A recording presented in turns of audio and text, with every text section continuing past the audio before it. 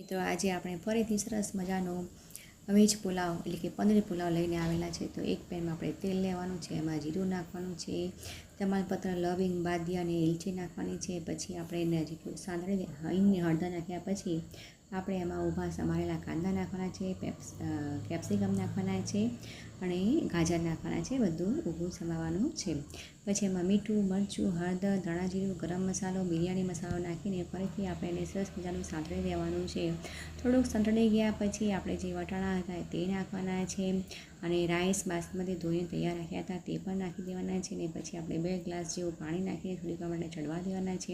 આપણો પનીર પુલાવ થવાની તૈયારીમાં છે. હવે આ બાજુ આપણે એક પનીર પહેલાંથી મેં સાંતળીને તૈયાર રાખ્યું છે.